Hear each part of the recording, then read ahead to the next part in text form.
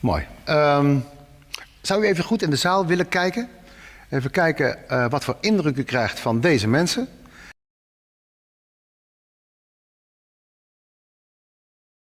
En dan moeten we even kijken naar een actueel filmpje, omdat we daar even over zullen moeten spreken.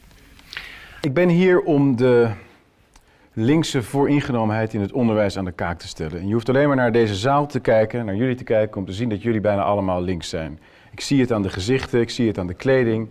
Ik zie het aan de dagvoorzitter die op een uitgesproken vooringenomen wijze dit debat al begonnen is. Je ziet het aan de mensen naast mij. Ik vertrouw iemand die in 1979 de grootste massamoorden uit de geschiedenis ontkende in China en in Cambodja en het verschrikkelijke regime in Albanië ophemelde niet. Die vertrouw ik niet toe om ons onderwijs te beoordelen. Dus als hij zegt vanuit mijn ervaring zie ik geen probleem, dan zeg ik dat dacht hij in 1979 ook toen hij de killing fields bezocht in Cambodja. Toen zag hij ook geen probleem. Dus dat vind ik echt een heel groot probleem.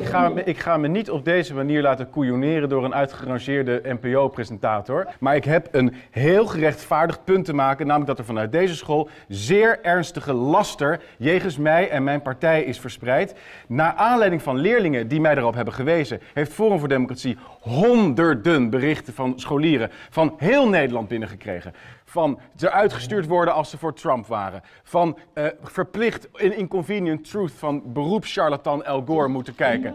Tot Ramadan-vieringen. Noem het allemaal op. Dankjewel. Dank. Alsjeblieft. Hey, dank, tot ziens. Ja. Tot ziens. Over dat laatste is, je wil het niet geloven. Wij kregen een bos bloemen, kletsnat. Dus ik gaf hem een hand en ik had kletsnatte handen en hij ook. Dus ik deed dit. En daar is een hoop reuring over geweest. Dat wil zeggen, dat bleek mij toen. Ja. Of u Baudet eraf wilde vegen. Dat is rechtgezet, ook bij deze anders. Het is een filmpje overigens wat gemaakt is door Forum voor Democratie. En ongeveer zo uitgezonden. Maar het punt dat hij maakt. Het punt dat hij maakt, dat u nog steeds in één adem genoemd kunt worden met de regimes die u openlijk gesteund heeft. En op deze manier, nu als voorzitter van de VO-raad, min of meer door een gedeelte van het electoraat aan de kant gezet kan worden. Een groeiend deel van het electoraat.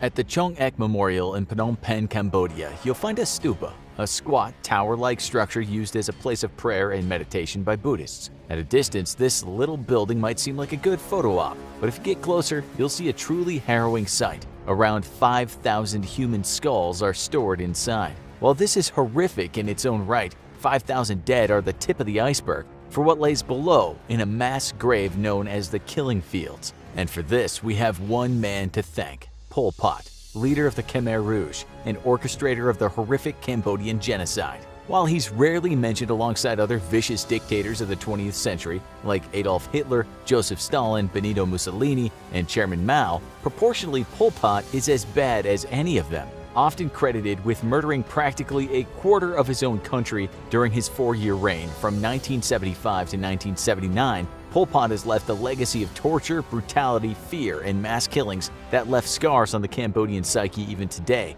over 40 years after the worst of his terrible violence. The man's cruelty and ruthlessness in carrying out his communist agrarian vision was the stuff of legend, and for many in Cambodia, even the mere mention of his name is enough to send a chill down their spine. So for one of arguably the world's most murderous dictators, responsible for the senseless slaughter of over 1 million of his own citizens, it's worth asking the following questions. Who was this man? And how and why did he come to power? And what horrors did he unleash on the citizens he should have been protecting? Well, first of all, Pol Pot wasn't actually his real name. Pol Pot was born in 1925 as Salat Sar in the small Cambodian village of Prexbov in the Kampong Tom province. He was the 8th of 9 children.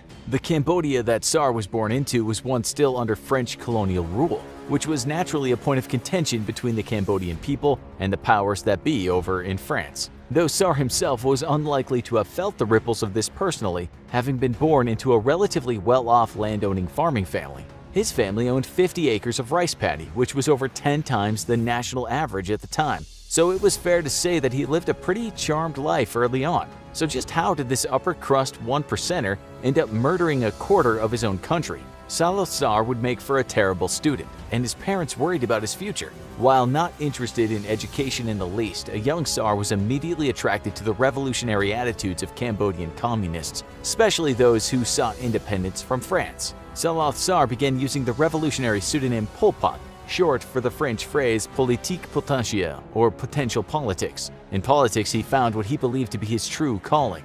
So much so, in fact, that he decided to invest all his time in revolutionary activities rather than his schooling. As a result, he failed his next wave of examinations and had his scholarship revoked by the government. He returned to Phnom Penh in 1953 with a head full of dangerous ambitions, though it'd be another few decades before he could put the most life Kiu Panari in the interim. If Pol Pot had decided to settle down and invest himself fully in his teaching career, Cambodia would have been spared a lot of bloodshed and horror, but it's sadly not how this all played out. Pot spent his time helping to build up Cambodia's Communist Party on the side, serving as its secretary in 1960 and converting it to his particular brand of Marxist-Leninism.